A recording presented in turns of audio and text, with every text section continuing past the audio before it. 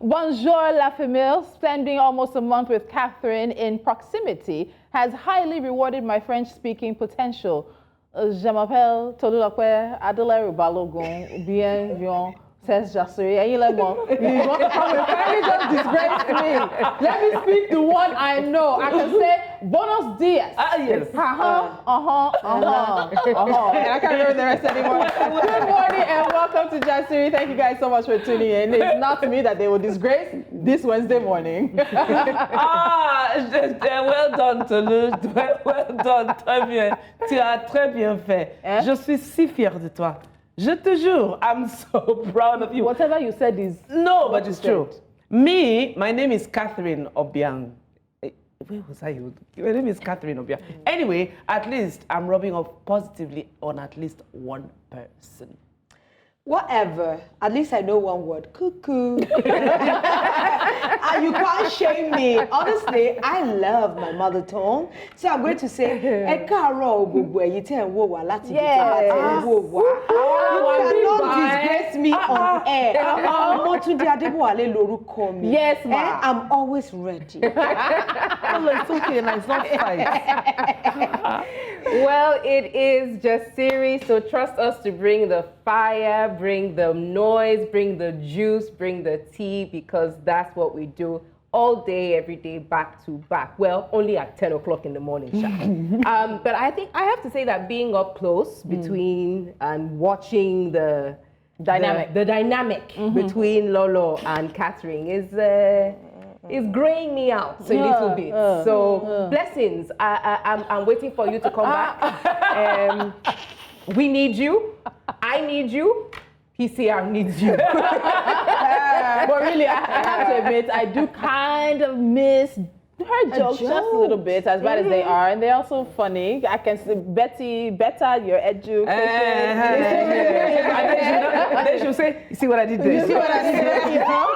But please don't manage to tell her, because I won't hear the end of it. She'll land and it'll just be like, "I know you missed me." But jokes aside, we are glad to be with you 10 a.m. again today, right here on Jasiri. We've warmed up and entered in the show, but unfortunately, we are going to have to start a bit heavy, because what exactly is going on in Nigeria? What's happening is that the rate of kidnappings these days, I mean, it's like mass shooting epidemic in America. There's no rhyme or reason behind these kidnappings. We've hardly recovered, I mean, from Nahiba's, and now Nahiba's and her sibling story, to be more clear, and now some things happen that we should take seriously, this time in Ekiti State. And that's my state. Wow. You know, I spoke to my aunt yesterday. She has 3 young boys, and the fear in her voice was really palpable. You know, 6 children, apparently the report is that 6 children and 3 teachers were abducted from a school bus on their way back from school. And I'm not really sure, you know, I mean, sometimes when you hear about these things happening, you know, up north, further in north, you think it's so far away from you until it comes closer to home.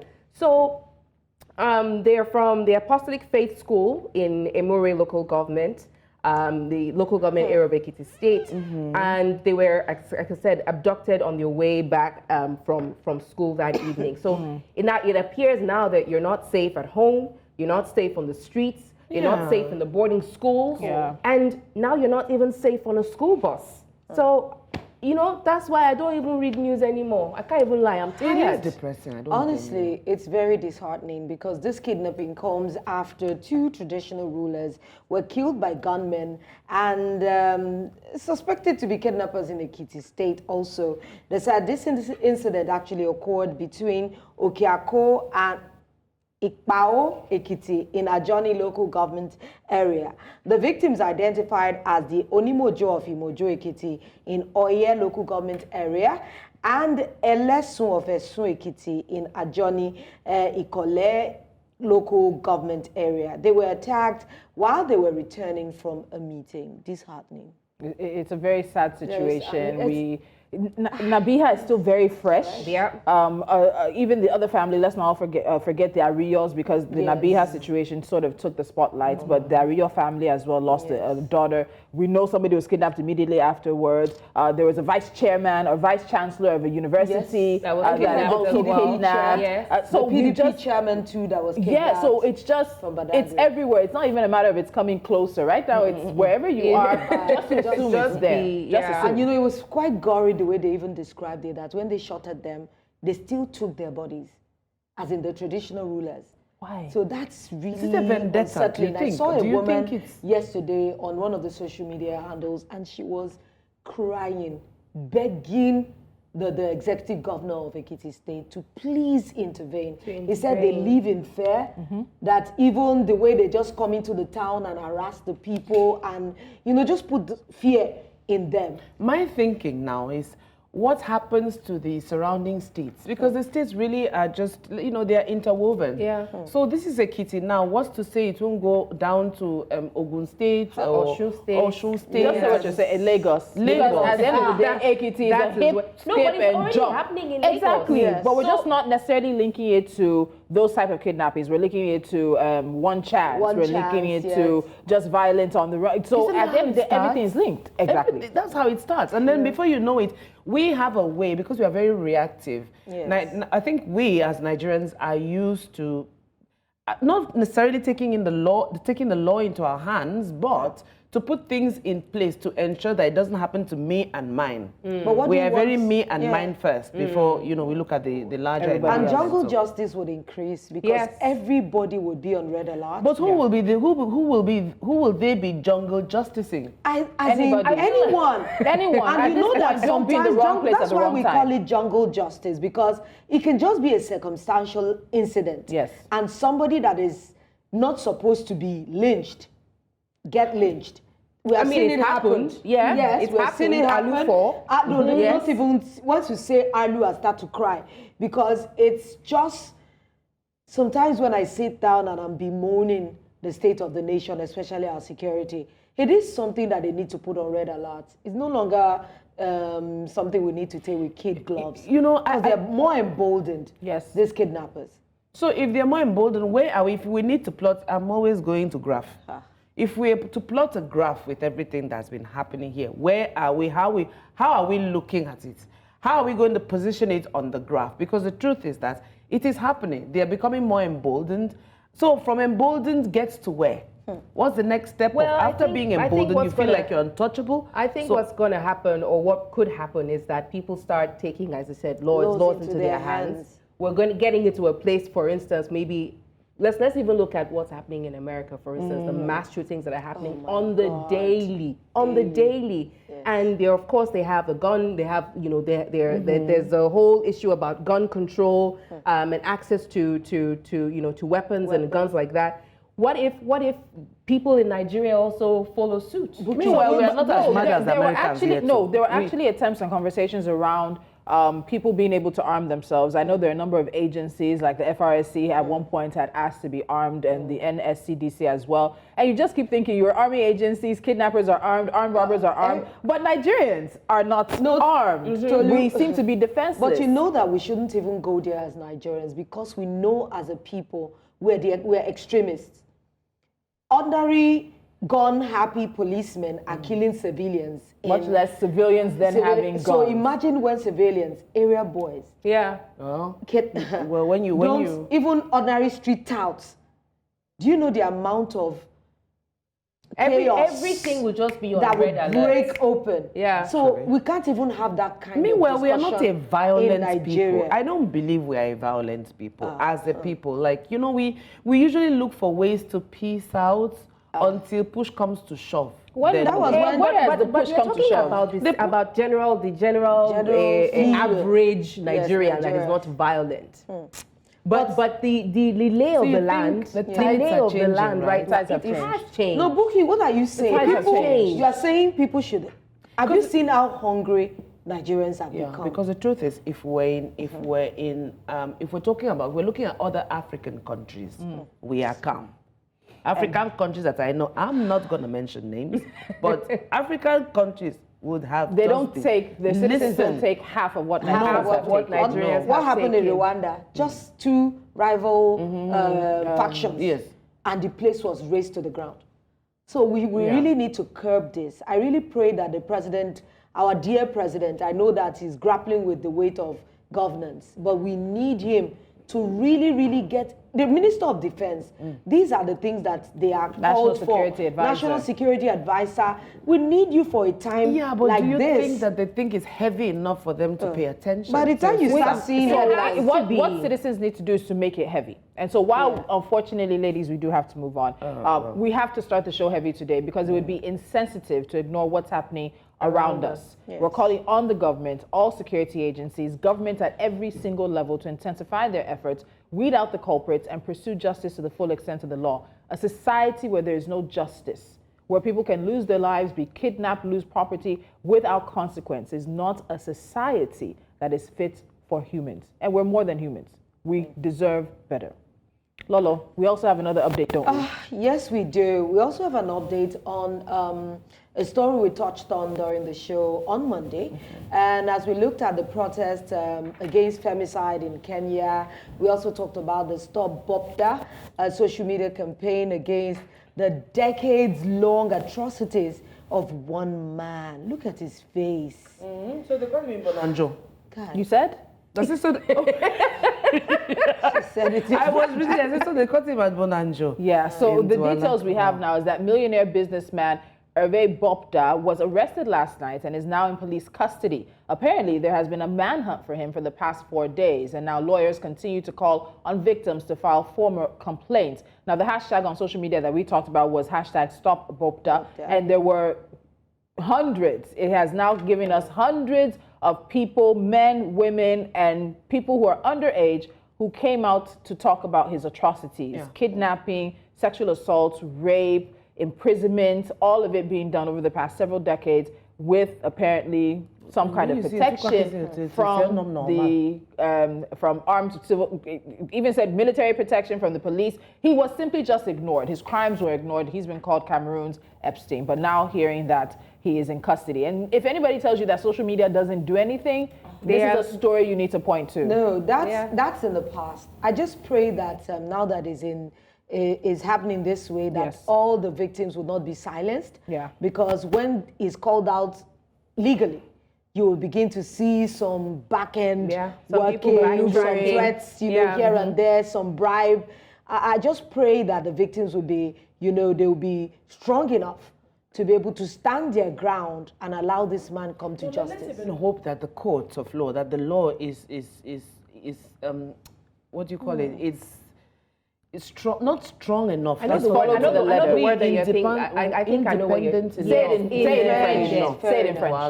Juste. Assez juste. Assez juste. Yes, to judge him, to try him, and just be confident and don't fear the power of money, the pressure of big people, important people. If you need to make sure the facts and the evidence and whatever it is line add up so that you can put this man where he deserves to be put. Because Lolo has a point. When they start threatening, and we know how to cower.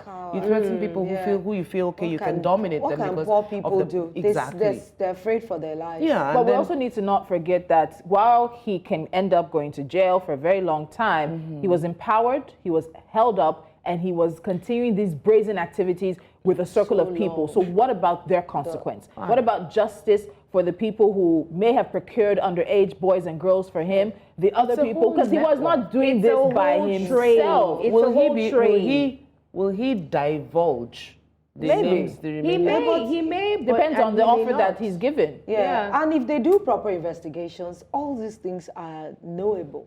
It's not like they're ghosts. Investigation is going to push some names out. The rest, what I always beg Africans, because I'm a lawyer by training, where we always err is evidence. We're very quick to talk about issues, but we do not gather what evidence. We need to nail them.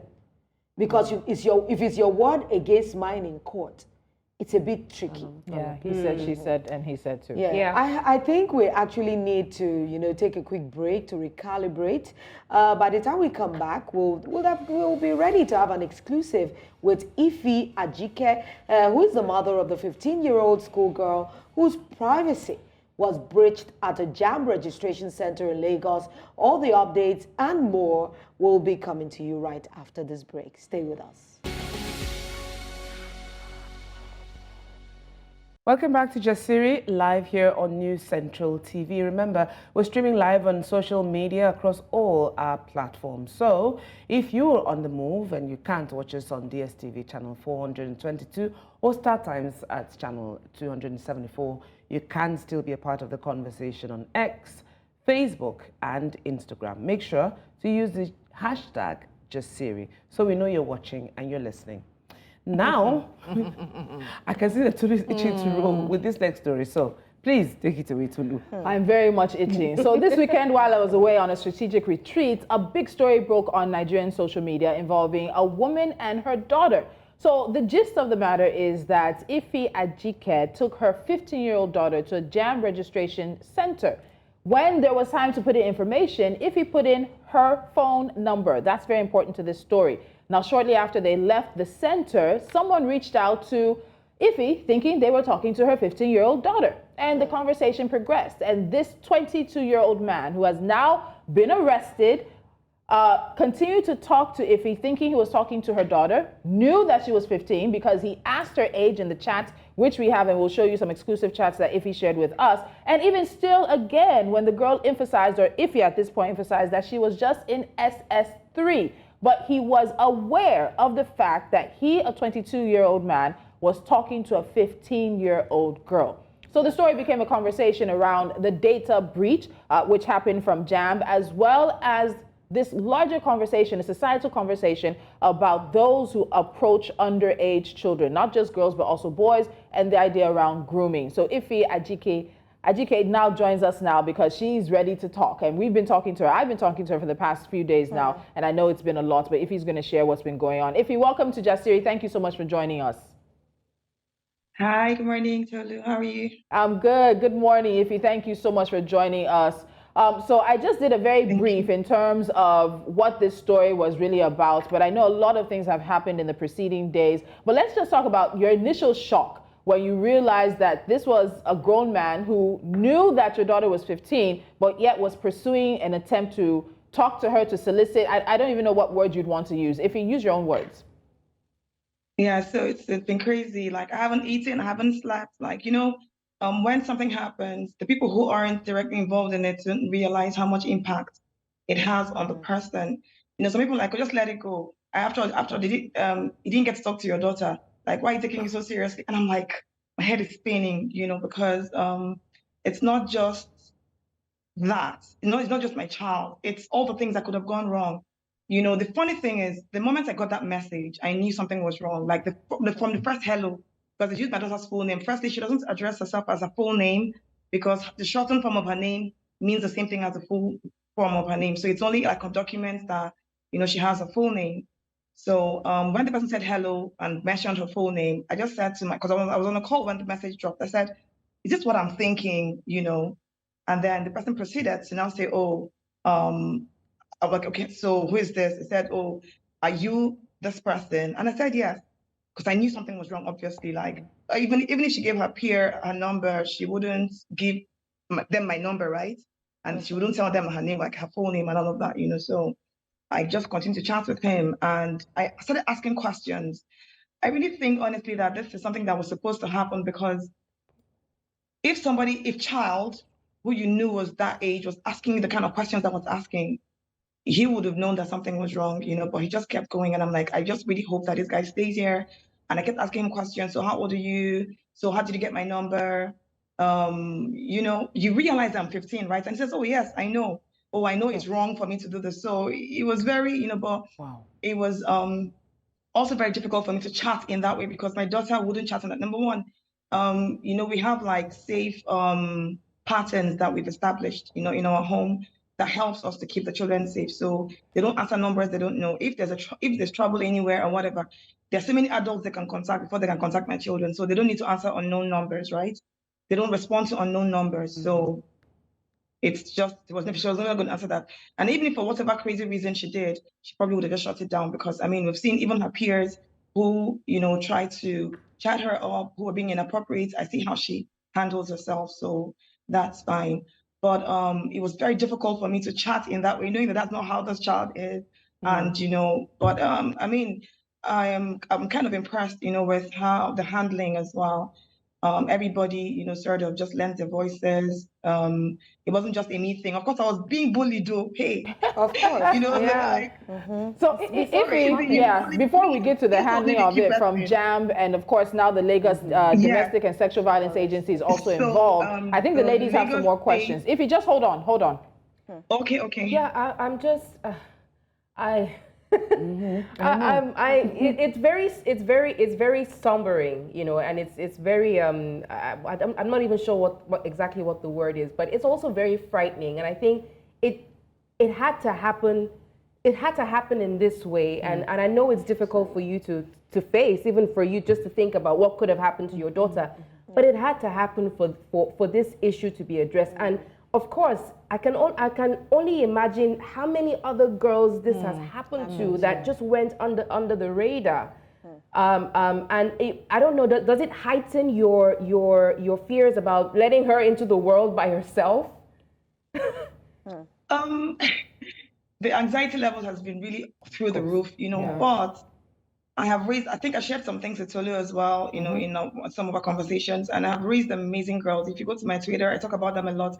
In fact, they are Twitter children, because I keep talking about like their progress, like how they're doing, how they're being raised, I don't fear for them.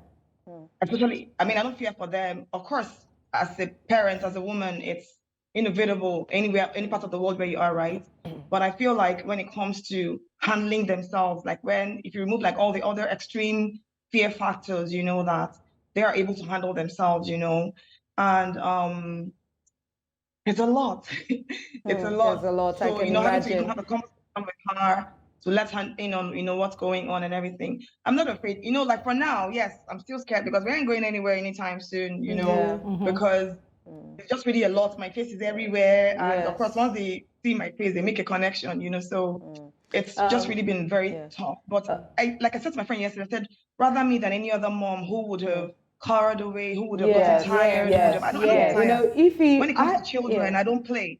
I'm very, very, because I'm a mom myself of a girl child, I know how disheartening this can be. But since this incident broke, since the story broke out, have there been a barrage of DMs or people telling you self-same things? Because when this usually happens, it unearths a lot of atrocities. Have you been hearing such stories? Yes, even in the comment section of like the initial post, people are like, "Oh, it happened to my sister, it happened to my friend." And honestly, I don't blame people that don't speak up because it's a lot. It comes at such a huge personal cost to you. Yes. Like I've lost sleep, I've lost my appetite, I've been talking for like I really just want to be quiet and just eat my coconut biscuits in peace. And just, so I've had to deal with people that I haven't spoken to in 20 years, people from secondary school, 1990 something, people are reaching out to me, and I appreciate all of that, all the support and everything, but it's a lot. So I understand. So I don't really blame anybody who doesn't speak up, right? But I've spoken up now. So, I think I just encourage, other. Sorry, go ahead, please.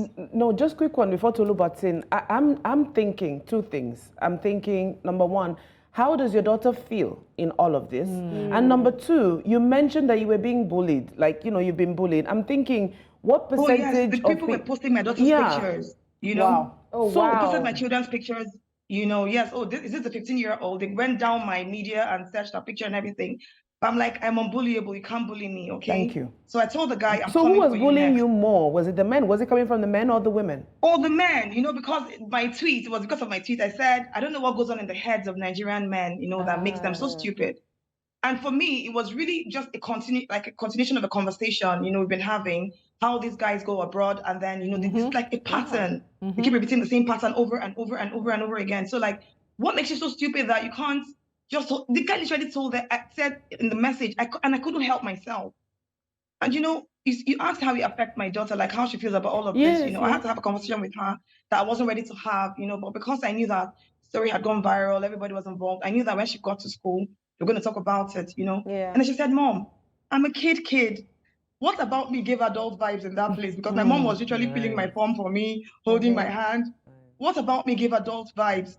It's so unfortunate. She now said, what was so important that he had to upend his life like that? A 15-year-old child understands that you should really look out for yourself. She's like, well, It's unfortunate for him because the guy he's ruined his life. He doesn't even know it. Yeah. You know. Yeah. So I spoke to her like, how do you feel? She was like, so she goes to school and she comes back. She's like, oh mom, she just hugs me and goes like, I'm so proud of you. I'm so proud to be your child. You know, and for me, that was like, you know, a lot. It's been a very emotional few days. Yeah, if there was one chat that just came up right now. We've blurred it because this case, of course, is still under investigation. But he, at the end of the day, requested your daughter to send her pictures. And then, of course, you were still chatting at her, and you got him to send his pictures, which, again, was very indicting. So I want to go back to something that Catherine was saying.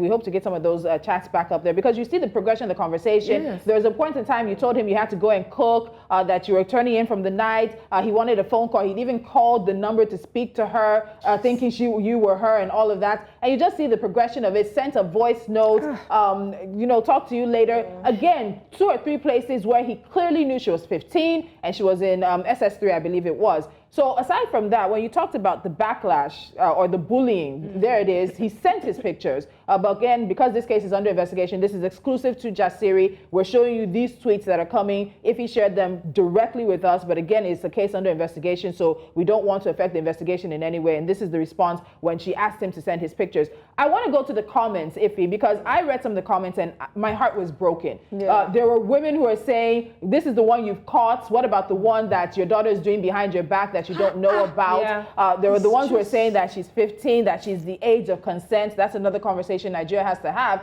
But when we look at sort of the sympathy or the sympathy that was in place for this guy versus a society coming out to wholly condemn this situation, what did it make you think about Nigerians or the Nigerian society and our acceptance of what is in most cases grooming, pedophilia, attempts to solicit underage children? What did it make you think? That we've really come a very long way. And I'm telling you that as stressful as it was, as disheartening as it was, as, you know, just uncomfortable as the whole thing made me feel, one thing that made me happy is the fact that there's people out there who will really support you if you wanted to speak up. Do you understand what I mean? Like the people who were like coming at me and all of that, it was just a handful of people, to be honest. For me, like I was asked, like when I took my sister, she said, oh, like how do you feel? I said, oh, I mean, the support is like crazy. You know, people reaching out to me, people offering all kinds of services, people like, you know, and I can say 95% of the people who have come in contact with, I don't do Instagram, like I'm not on, you know, the other blogs or whatever, so I don't really know what's going on there. I speak for Twitter because that's why I posted my story. And, you know, I'm just saying on Twitter, the conference, like, you know, we've really come a really long way. It's so impressive. I'm telling you that. In fact, I've cried so much because I'm like, wow, okay, at least we get it now. Do you understand? The people who were coming at me, doing all those, they don't even know better, you know, even though I'm still coming for them. You know, because, you know, they don't know better, you know, like, because I'm like, okay, so even when I told my daughter, oh, you know, some people were, because of course it's everywhere. People, they say, like, mommy, but are you okay? You know, hope they're not bullying. And I said, well, there's a bit of bullying going on, you know. Oh, what happened? And I said, they said, because I said, stupid Nigerian men. And I said, but it's critical thinking now. Like, I mean, have you ever seen any teenager come out to say, not all teenagers, because everybody keeps saying teenagers eat too much. Teenagers are rude, teenagers. And I said, but have you ever seen any teenager come out to say, that's what my child was asking me, not all teenagers. I said, why do adults behave like this? I don't know. So, honestly, let's come to JAMB, because we know JAMB reached out, and as you told me, a JAMB official has come to see you. And unfortunately, this stems from the fact that an employee was able to access her data, which should not be. He even told you in one of the first chats that he wasn't the one who entered the data, but he somehow got access to it. So I know 2 people also have been picked up as well. So what is JAMB saying? How did the arrest happen? Just quickly take us through that. Okay, so firstly, when I tweeted it, I mentioned JAMB directly, and I said, JAMB, where are my daughter's data protection rights? Can't find it anywhere, you know? And then they immediately responded. That was very impressive. They immediately responded, and they said, oh, please just DM us. I think they were trying to DM. There was a problem with me not being able to DM or them not being able to DM me, you know? So on the TL, they had then said, okay, we need to get details of this thing, you know, someone is going to reach out to you and all of that. But by the next morning, you know, it was crazy. Like they had called, I think the PRO, right, had said that, okay, he was coming from, I think he came from Abuja or something, you know, he had come and, you know, just, I mean, I was updated on what was going on, you know, obviously I couldn't make it public because, of the sensitivity of the matter, and then when they made the arrest, he then informed me like, okay, they had arrested this person and all of that. So I mean, they were very supportive as well. They're like, okay, you know what, we're going to handle this thing, like we're coming in, we're on top of it, so the police, obviously they got the police, they got they did everything they were supposed to do, and it was in good timing too, because that was really one of the things that was just making me feel so sad. Like, how it is, like you just come out and speak up, and then your face is already out there, but nothing really gets done.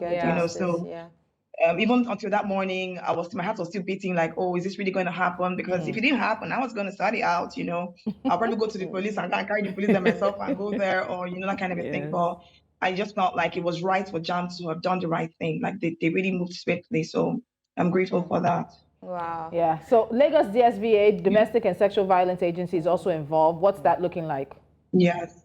Okay, so they're also now trying to make, because it's still a JAMB case. Like JAMB is still has the full, because they're the ones that arrested the boys, right? So they are I can't really say too much, but they are the ones that, so now they've made contact with them as well too, because they are the ones in terms of the violation, like the child's, the sexual violation part of it, soliciting a minor and all of that, that is what DSVA, that's their own part of the work, so I've been in talks with them as well. Like I'm just seeing the woman's messages drop right now, and so yes, they are on it as well.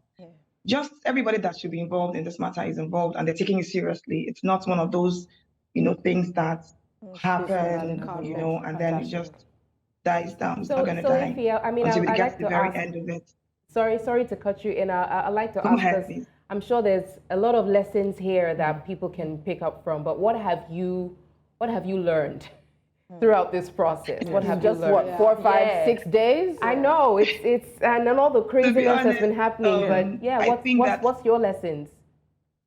I've not really, so nothing deep, because I've not really been thinking. I've just been like a mess. I won't even lie. It's just been a lot. Just been so overwhelmed, But the part that doesn't really require my brain to think, just knowing that you have a community, that will back you when you're standing up for a good cause, it's very heartwarming.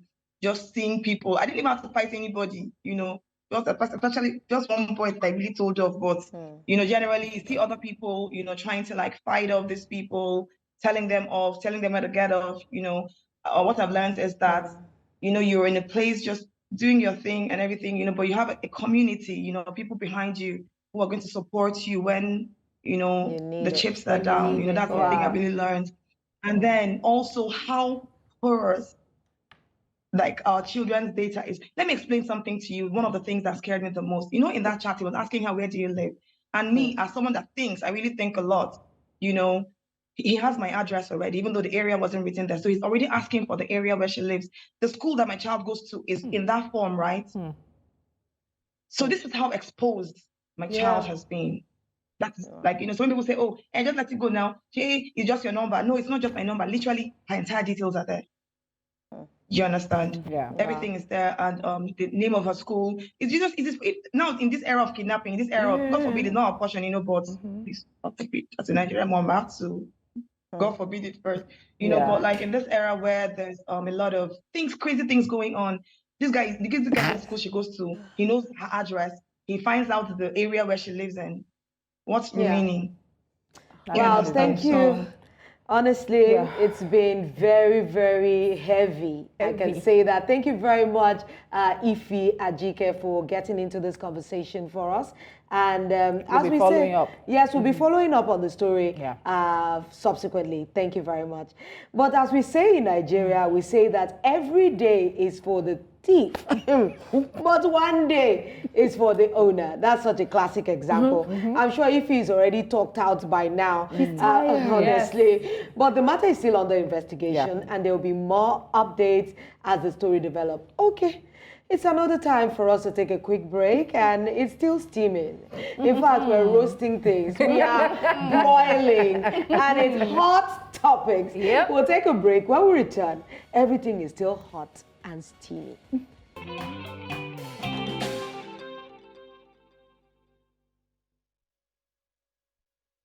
Welcome back to Jasiri. If you're just joining us, you're in for a treat because it is Hot Topics. How do you like that? I love it. I feel like The tapping. no, I feel like Hot Topics is not rolling off my tongue that way anymore. It's like some metamorphosis change is going to happen. You ladies feel it? Yeah, I'm feeling it too. A I'm change feeling is it coming. too. Yeah, It's still going to be steaming, yes, but always. I think there's room for Some change. some change. And We're on the same adjustment. page. But I've always known that Nigerians are creative. I've always known that we're very creative. Sometimes we use it for good, sometimes we use it for bad. Yes. Now, there's a phrase that I say sometimes. I say the streets are hungry. That's why you must shine your eyes. I call this one beware of Naira scam. Count your notes very well. Now, just take a look at this. Yes, I saw this story too. No. Hi. Explain what this means. If you hold this money like this age here, if you count it, is 1, 2, 3, 4, 5, 6, 7, 8, 9, 10, 11, 12, 13, 14, 15, 16, 17, 18,000. Meanwhile, when you turn it the other way, the other age, you see, if you count it, it's 1, 2, 3, 4, 5, 6, 7, 8, 9. You see what these people are doing. So this is what they do. They will take 1,000 and put another half of 1,000. Look at it here, another half of 1,000. So if you're not careful, they will take this money like this and give you like, if they are giving you, you are presenting the money, they will give you like this. You that is not careful, you will collect it. Once you count here, you will not be careful, as in you will not check the other side end. You think once you count it here, it will give you 18,000. But meanwhile, the original money, everything here, you see, if you check very well, here down here is 9,000, not 18,000. If you use this place to count, it's 18,000. So please, you have to be very careful when anybody comes with money, most especially agents, most especially people that come with to do transfers, to send money to other people. When you come, be careful. If you can just be patient and count it 1, 2. No, It's Captain's face. It's a shock. So in other words, when you're your counting eye. your money separate, you know when people was saying shine your eye, I was wondering, okay, so you must separate your money when Yes. you're counting. Yes. So Let's I do it never like primary learned school. to count this flip when I came back. So I still do. The So American merchants hate way. me. I'll be there. I'll be doing what? But now I see people are coming to my side of things. My mother used to count money in my tens God. and in Yes, fives. So my I've mom did always that done too. that. So if you like kill me, I'll You know, count there are it to people 5, who just, they 5,000. don't have the time, they just flip it like that. But and just- do we say this is poverty? Because this is straight up greed. No, It's not It's a poverty. mixture of things, Tolu. And I think whether it's corruption at No. every level, whether it's greed, everything, there's an underbelly or undertone of what? Of a poverty mindset. My sister is not No, poverty. this is not poverty. not Bookie, poverty. what are you trying to tell I know what me? I'm saying. I know what I hear you. There's wickedness, there's greed, there's stupidity, there's just look, I'm here to take whatever I want There's from these ika people. inside it. I know that's Ika. wickedness. But I'm telling you, there's a fundamental mentality of poverty that the average Nigerian has. I don't agree. There are poor So people there are poor who people have that more are dignity honest. that will never do anything like this. There's no poverty attached to this conversation, Bookie. I just It is think people plain want to- greed. People it's just plain want to greed. eat where Imagine they have sitting not down, sold. But this thing cutting 1,000 naira in half, No, most of the taking the time- time to then glue it. It is not What are you telling me? There are so many. What are you telling me? You see, there's so What much they do with money the in other circulation. half of the 1,000 You don't naira? understand. There are monies in circulations that are dirty and disgusting and torn. So they want to repurpose it. And they have to do something this dastardly and wicked. So that means they feel are for cheating any you. vendor. I especially feel for shop girls or boys who will now Did you take hear of the shop who girl will now take the anger of their oga or their madam they in were a to pay situation her like this. maybe 20,000. Yes. So they put like 5,000 here, 5,000 here, And they put papers paper in in the between. middle. So what they did, the first thing they did is they brought out a real 20,000, counted it in front of her. Then they said, oh, you sure this is what I want? Let's negotiate, put the money back. Okay, don't worry, I'll give you. They brought out the other 20,000 that had been stacked with paper in between. You have to shine It your is not eye. poverty. You have to It shine is your not eye. poverty. Do you know what it is? I The hear amount you. of Greed time and it takes wickedness. to sit down and be that deliberate. It's a premeditated thing. Wickedness. That thing Like is the deep. time when they used to do when fake notes. Fake notes is still outside. I know, but it's not as crazy as it used to be. You remember, at that so you time. go to a because place and you there's see people more, when you they know, take money from This you, one they're is what I they're call looking at you under the blue like, I wonder wickedness what they're that looking went at. to Harvard. No, even Harvard will reject this wickedness. Pro max. Wickedness. Wickedness pro max. This thing has happened to my sister before, and I think in fact when I first saw this thing, the first thing that came to my head was all these street BDCs. Yeah, that was the first thing that came to my mind. Yeah. Because it's happened to my sister before. You're not wrong. that very famous place in Ikeja where they used to go. She went there with her you know, her driver, and this is years ago. We've been doing it and for the a guy while. was watching as he was counting the money. As he finished counting the money again, her driver said, "Madam, My spirit counts that money." And that money again. So as he was counting it, you know, and maybe she's talking or she's looking away, he will be putting the money back. They know how to distract you. You know what it takes to do that. That is the wickedness that went to night school. I'm telling you, That's wickedness. Anyways, let's take a look at this other video where, you know, in an online campaign, the question I would ask is, can women really be happy single? In this video, remember the video where a beauty brand featured MC Mojibade Shosonya? Now, this is going viral again. Olive was here on our show last week, this week? Last week. With a landlord who refuses to rent to unmarried women and single mothers. That was the first to drop. In this one, Mojibade is talking to an older woman who's questioning her single status as an over 30-year-old woman. So before we play this video, because you need to hear this thing, I have something to say. Disclaimer. I think that marriage is a beautiful thing. Marriage should be a choice. That's what I'm saying. It should not be an obligation to fulfill society's expectations. Yes. I love love. Don't you? Jennifer Lopez. Valentine is coming. I love I don't know. Where is your this boyfriend? disclaimer for? On this table, only one person is married. Yes. That's true. But I think that, look, you can live a happy and fulfilled life Without the love? without necessarily getting married. But you can live a happy and fulfilled life until you get to the point of marriage. If you chose. Wait. See, you people have started. Let's take the Let's video. just take the video, then we come back. Talking about women who are over 30. I'm over 30 and I'm unmarried, but I'm very happy. I don't feel like I'm missing anything. You know, you don't miss what you don't have. You've not tasted marriage, and that's why you think you're not missing it. You are happy, so you say. Very happy, actually. But deep within you, are you really happy? I'm very happy. I feel there's so much more to do than being married. And I'm very happy for those that are married. I'm very happy for those who found it early or those who found it at any point in time in their lives. But deep within, I feel so complete with myself. Okay, free. I That's feel the word. Maybe You not want to be free. But do your friends feel secure with you around their husbands, knowing that you're not married? Wow.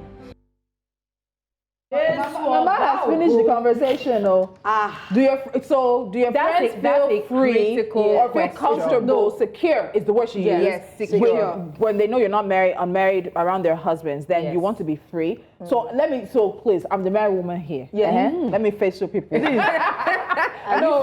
I see, you guys. Yes, two of them. know. Yeah, my Don't worry. husband. Don't I don't worry. care.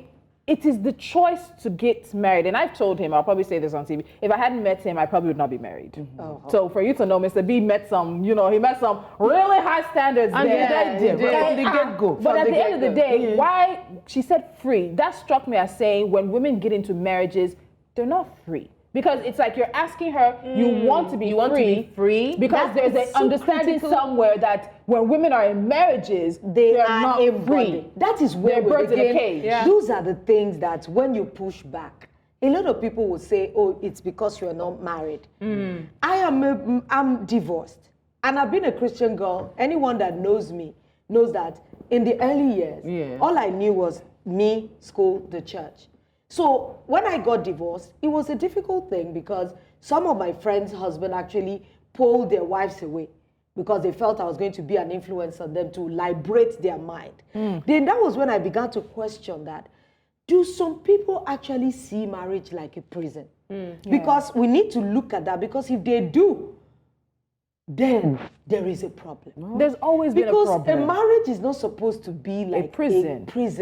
It's where two consenting adults. No. It's where two People consenting feel- adults choose to cohabit by choice. You're speaking English now. In our trendy is parents' too much. times, you would hear that, oh, you need to be under the umbrella of a man. I've heard it now. Yeah. Maybe I wasn't. Under the umbrella.